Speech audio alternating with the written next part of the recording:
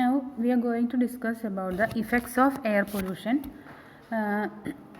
Here they are explaining about three effects of air pollution. The first one is depletion of oxygen.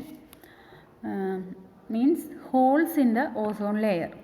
Okay, this is what we are going to explain as first point. The ozone layer and its importance. Ozone is present in the stratosphere.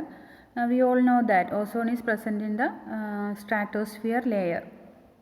Okay, it is formed from oxygen and decomposed back to oxygen photochemically by various mechanisms. We can see that through this equations how the ozone is forming. O2 is decomposing to O and O plus O, nascent oxygen. Then again O2 combined with that oxygen to give O3. That is the formation of O3, ozone.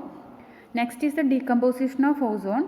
O3 gives O2 plus O. O plus O3 gives O2 plus O2. So these are the reactions which shows the formation of ozone and the decomposition of ozone. Okay. At an equilibrium concentration of ozone, almost 10 ppm is maintained in the stratosphere at an altitude of 25 to 30 km from the earth. So the equilibrium concentration of ozone is proportional to 10 ppm. 10 ppm ozone anengil, that is okay. This ozone which envelops the lower atmosphere is called the ozone layer.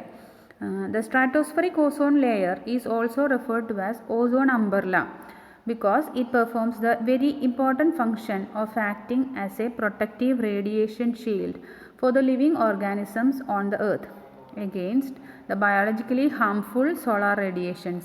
അപ്പോൾ harmful ആയിട്ടുള്ള solar റേഡിയേഷനെ ഭൂമിയിലേക്ക് കടത്തി വിടാതെ സൂക്ഷിക്കുന്ന help ചെയ്യുന്ന ഒരു umbrella പോലെയാണ് ഇത് ആക്ട് ചെയ്യുന്നത്. Hence we call it as ozone umbrella. The ozone layer strongly absorbs ultraviolet light in the region of 222 to 330 nanometer and thereby protects the animal and plant life on the earth from severe radiation damage. അപ്പോൾ U V radiations ഇത് absorb ചെയ്യും ozone layer. അപ്പോൾ അതിനെ ഭൂമിയിലേക്ക് കടത്തി വിടാതെ അത് ഭൂമിയിലെ ജീവജാലങ്ങളെ കാത്ത് സൂക്ഷിക്കും. Only a small fraction of the harmful ultraviolet that reaches the earth. വളരെ ചെറിയ എമൗണ്ട് മാത്രമാണ് that reaches the earth. By this process it also warms the atmosphere through its exothermic decomposition and thereby maintains a thermal balance of the earth. നമ്മളിവിടെ decomposition reaction നേരത്തെ മുകളിൽ കണ്ടു. ഇവിടെ ഒരു decomposition reaction കണ്ടു. ഇതൊരു എക്സോതെർമിക് റിയാക്ഷനാണ്. അപ്പോൾ ഈ റിയാക്ഷൻ നടക്കുമ്പോൾ ചൂട് പുറത്തേക്ക് വിടും. അങ്ങനെ ആ ചൂട് പുറത്തേക്ക് വിട്ടിട്ട് നമുക്ക് ഓസോൺ ലെയർ നമ്മളെ എന്തിനും കൂടെ ഹെൽപ്പ് ചെയ്യുന്നു? വാം ദ അറ്റ്മോസ്ഫിയർ വാമാക്കി നിർത്താനും കൂടെ ഈ ഓസോൺ ലെയർ ഹെൽപ്പ് ചെയ്യുന്നു. Holes in the ozone layer, that is the depletion of the ozone layer. അപ്പം holes in the ozone layer എന്ന് പറഞ്ഞാൽ അത് ജസ്റ്റ് അവർ മീൻ ചെയ്യുന്നത് thickness of the ozone layer decreases എന്നാണ്. അല്ലാതെ ഹോളുണ്ടായി അതിൻ്റെ ഉള്ളിൽ കൂടെ യു വി ലൈറ്റ് കടന്നു വന്നു എന്നല്ല. Holes means decrease in the thickness of the ozone layer. Okay, ഇതെങ്ങനെയാണ് ഉണ്ടാകുന്നത്? ബൈ എയർ പൊല്യൂഷൻ കൊണ്ടാണ് കാരണം. എയർ പൊല്യൂഷൻ ആരുണ്ടാക്കുന്ന എയർ പൊല്യൂഷൻ മൂലമാണ് ഈ holes in the ozone layer വരുന്നത്? By chlorocarbons and nitrogen oxides. ഇത് അണ്ടർലൈൻ ചെയ്ത് പഠിക്കാം. Okay, a large hole over Antarctica from about 30% ozone depletion. അതാണ് അതിൻ്റെ അർത്ഥം. അതായത് അന്റാർട്ടിക്കയിൽ ഹോൾ കണ്ടു എന്ന് പറഞ്ഞാൽ അവിടെ എന്താ സംഭവിച്ചത്? 30% of the ozone layer depletion സംഭവിച്ചു. ഓക്കെ, ദെൻ ആർട്ടിക് സ്ട്രാറ്റോസ്ഫിയറിൽ ഇതുപോലെ നമ്മൾ സിമിലർ ഹോൾസ് കണ്ടുപിടിച്ചു. The major culprits responsible for ozone depletion in the stratosphere are the chlorofluorocarbons or freons, which are widely used as refrigerants and aerosol can propellants. They are highly stable and inert in the troposphere, but slowly diffuse into the stratosphere where they can generate chlorine free radical. അപ്പോൾ അവർ ട്രോപ്പോസ്ഫിയറിൽ ഈ chloro fluoro കാർബണും ഫ്രിയോണും ഒന്നും harmful അല്ല. But അവർ സ്ട്രാറ്റോസ്ഫിയറിൽ എത്തുമ്പോൾ അവരെന്ത് ചെയ്യുന്നു? Chlorine free റാഡിക്കലിനെ അവർ emit ചെയ്യുന്നു. അതുകൊണ്ടാണ് അത് പ്രോബ്ലം സൃഷ്ടിക്കുന്നത്. അപ്പോൾ CF2Cl2 UV ലൈറ്റ് അബ്സോർബ് ചെയ്തിട്ട് Cl free radical and CF2Cl free radical ഉണ്ടാകുന്നു. ആ Cl ഫ്രീ റാഡിക്കൽ ഓസോണുമായിട്ട് Cl free radical plus O3 gives ClO free radical plus O2. ClO free radical plus O gives Cl free radical plus O2. Cl ഇങ്ങനെ regenerate ചെയ്തുകൊണ്ടേയിരിക്കുന്നു. ഓസോണിന് അവർ ഈ first mechanism കണ്ടാൽ അറിയാം, ഓസോണിനെ അല്ലേ റിയാക്ട് ചെയ്ത് ഡിപ്ലീറ്റ് ചെയ്തുകൊണ്ടിരിക്കുന്നത്. അപ്പോൾ ഡിപ്ലീഷൻ സംഭവിക്കുന്നു. ഇതാണ് chlorofluorocarbons ozone deplete ചെയ്യുന്ന mechanism. Okay, the chlorine radicals are continuously regenerated. Okay, then next is the depletion of ozone by nitrogen oxides. Other important agents causing ozone depletion in the stratosphere are nitrogen oxides, NOx, supersonic aircraft. പിന്നെ അതൊക്കെ പ്രശ്നമാണ്. അപ്പം രണ്ട് കാര്യങ്ങൾ, CFC and nitrogen oxides, ഇവർ രണ്ടുപേരുമാണ് ozone ഡിപ്ലീഷൻ്റെ മെയിനായിട്ടുള്ള culprits. Next, impacts of stratospheric ozone depletion. ഇതിൻ്റെ impact എന്താണെന്നുള്ളത് ഇതേ ഹെഡിങ്ങും ഇതുപോലെ കുറേ പ്രോബ്ലംസ് നമ്മൾ കറക്റ്റായിട്ട് എഴുതണം കേട്ടോ. Human health, ultraviolet B rays ഈ ഓസോൺ തിക്നെസ് കുറഞ്ഞ ഭാഗത്തൂടെ ഭൂമിയിലേക്ക് കടന്നു വരികയും സ്കിൻ ക്യാൻസർ മുതലുള്ള പ്രോബ്ലംസ് ഉണ്ടാകുകയും ചെയ്യുന്നു. ലുക്കീമിയ, ബ്രസ്റ്റ് ക്യാൻസർ, അഗ്രികൾച്ചർ ക്രോപ്പിന് പ്രോബ്ലംസാണ്, അക്വാട്ടിക് ഓർഗാനിസംസിനെ എഫക്റ്റ് ചെയ്യുന്നു, സീരിയസ് ക്ലൈമാറ്റിക് ചേഞ്ചസ് എർത്തിൽ വരുത്തുന്നു. Remedy to prevent ozone depletion, stop using CFCs. ഇപ്പോൾ CFCക്ക് പകരം വയ്ക്കാവുന്ന ഒരു കെമിക്കൽ വെച്ചിട്ടുള്ള റെഫ്രിജറൻ്റൊക്കെ ഇപ്പോൾ ഇൻവെൻഷനൊക്കെ കഴിഞ്ഞിട്ടുണ്ട്. അപ്പോൾ അത് ഭാവിയിൽ വരും എന്ന് നമുക്ക് വിചാരിക്കാം. ഇപ്പോൾ ഈ ഓസോൺ ലെയർ ഡിപ്ലീഷൻ്റെ അളവ് കുറവാണ്, കാരണം നമ്മളിങ്ങനെ പ്രിക്കോഷൻസ് ഒക്കെ എടുക്കുന്നത് കാരണം. ഇപ്പോൾ അത് 30% ഡിക്രീസ് കണ്ടു എന്ന് പറഞ്ഞതെടുത്ത് കുറച്ചും കൂടെ ഇൻക്രീസ് ആയിട്ടുണ്ട്. അത് ഇപ്പോൾ അവിടെ വളരെ കുറച്ച് ശതമാനം കുറവ് മാത്രമേ ഉള്ളൂ. Then second point, first one is the depletion of ozone.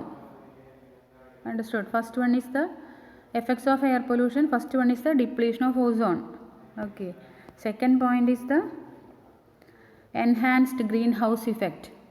Okay. Second point is enhanced greenhouse effect. അപ്പോൾ അതിന് അവർ വേണ്ടി അവർ ഗ്രീൻ ഹൗസ് ഇഫക്റ്റ് എന്താണെന്ന് പറയുന്നു. അതായത് ബ്ലാങ്കറ്റിംഗ് ഇഫക്റ്റ് ഓഫ് CO2. ഭൂമിയുടെ ചുറ്റും ഒരു CO2 കാർബൺ ഡൈ ഓക്സൈഡ് വാതകത്തിൻ്റെ ആൻഡ് സർട്ടൈൻ അതർ ഗ്യാസസ്, ഈ ഗ്യാസസ് ഒരു രക്ഷാകവചം പോലെ ഒരു വലയം തീർത്തിട്ടുണ്ട്. അപ്പം ആ വലയം എന്ത് ചെയ്യുന്നു എന്ന് വെച്ചാൽ, the earth absorbs solar energy mainly as radiations in the visible റീജിയനിലുള്ള ലൈറ്റ് റേഡിയേഷൻസ് ഭൂമി അബ്സോർബ് ചെയ്യുകയും ഭൂമി തിരിച്ച് എമിറ്റ് ചെയ്യുന്നത് IR റേഡിയേഷൻ, ഇൻഫ്രാറെഡ് റേഡിയേഷൻ ഭൂമി തിരിച്ച് എമിറ്റ് ചെയ്യുകയും ചെയ്യുന്നു. ഈ ഒരു പ്രോസസ്സാണ് നമ്മളുടെ ഭൂമി നടന്നുകൊണ്ടിരിക്കുന്നത്. Okay, much of the outgoing radiation is absorbed by the CO2 and water vapour present in the atmosphere. അപ്പോൾ ഈ CO2 എന്ത് ചെയ്യും? ഈ പുറത്തേക്ക് നമ്മുടെ ഭൂമി തിരിച്ചു വിടുന്ന ഹീറ്റ് റേഡിയേഷൻസിനെ ഈ CO2 and water vapour absorb ചെയ്യും. എന്നിട്ട് അത് emit back to the earth surface, തിരിച്ച് സർഫസിലേക്ക് തന്നെ എമിറ്റ് ചെയ്യും. അങ്ങനെ നമ്മളുടെ എർത്തിനെ ചൂടാക്കി നിർത്തും. ഇതിൻ്റെ പേരാണ് ഗ്രീൻ ഹൗസ് ഇഫക്റ്റ്. ഓക്കെ, ഒരു മിനിറ്റ്. അപ്പോൾ ഈ CO2 ആൻഡ് വാട്ടർ വേപ്പർ എന്നുള്ള സംഭവം ഇമ്പോർട്ടൻ്റ് ആയിട്ട് പഠിച്ചു വയ്ക്കണം. CO2 and water vapour.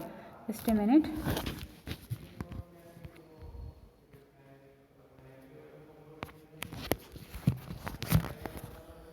Okay,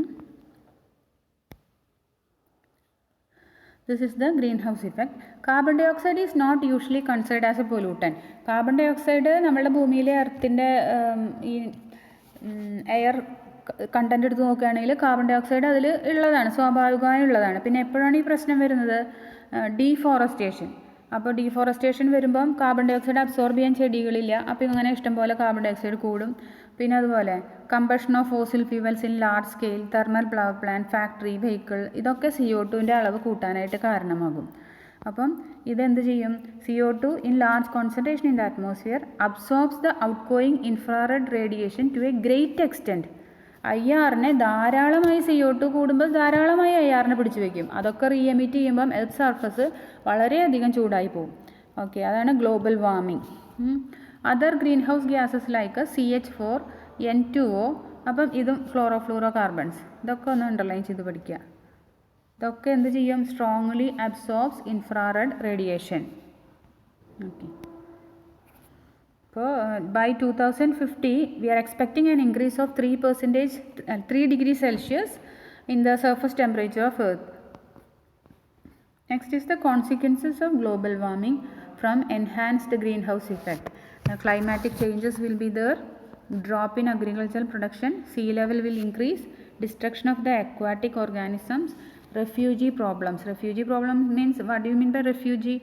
The people migrating from one land to the other, one country to the other, they are known as refugees. So they will be affected by serious social economic problems.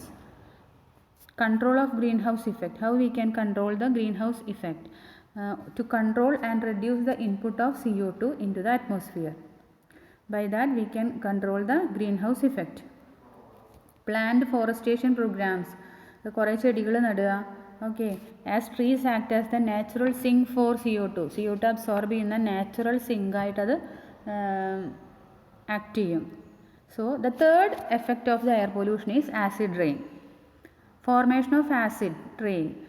Acids, mainly HNO3 and sulfuric acid, are formed in atmosphere from the air pollutants, nitrogen oxide, sulfur oxide, etc. They are brought down to the earth as constituents of rain, snow, fog, or as being incorporated into dust, smoke, etc. This acid decomposition on the earth's surface is called acid rain. For example, ഞാൻ പറഞ്ഞുതരാം. അതായത് tremendous amount of nitrogen oxide and sulphur oxide are discharged into the atmosphere due to the combustion of huge amount of petroleum products and other fossil fuels. അങ്ങനെ അറ്റ്മോസ്ഫിയറിൽ എത്തുന്ന nitrogen oxides and sulphur oxides എന്ത് ചെയ്യുന്നു? ഇവിടെ നോക്കുക, formation of HNO3 കൊടുത്തിട്ടുണ്ട്. Last നമുക്ക് product HNO3 ആണ് കിട്ടുന്നത്. H2SO4, സൾഫർ ഡൈ ഓക്സൈഡ്, നമുക്ക് ലാസ്റ്റ് കിട്ടുന്ന പ്രോഡക്റ്റ് സൾഫ്യൂരിക് ആസിഡ് ആണ്. അപ്പോൾ HNO3 ആൻഡ് സൾഫ്യൂരിക് ആസിഡ് ഇങ്ങനെ ഫോം ചെയ്ത ആൾക്കാർ, the acid droplets formed get suspended in water vapour to form acid fog which get dispersed far and wide by air currents. In a cool weather the acid fog precipitates as acid rain. അങ്ങനെയാണ് acid rain ഉണ്ടാകുന്നത്. Okay, water വേപ്പറിൽ the acid droplets അതിൽ accumulate ചെയ്ത് കിടക്കുന്നു. പിന്നെ ഒരു cool വെതറിൽ acid fog precipitates as acid rain. The adverse effects of acid rain. Acid rain will be having many adverse effects. You know that increase the acidity of the soil, damages leaves of tree. Acid rain makes the water in tank, pond, river, all the aquatic life are eliminated in such regions. Then you can study 5 points under this heading, adverse effects of acid rain.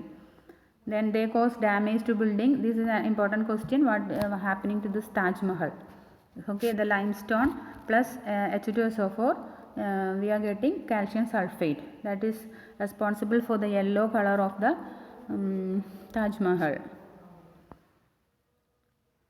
The pure calcium carbonate is getting damaged through this by acid rain. Okay, so this is an important 2-mark question. Then the control of acid rain. How we can control acid rain? Reduce the emission of NO and nitrogen oxides and sulfur oxides. Okay, by these methods you can control acid rain. So we have explained, we studied 3 effects of air pollution, and it is very important and sure questions. Okay, first one is depletion of ozone. Second one is enhanced greenhouse effect. Third one is acid rain. Okay, thank you.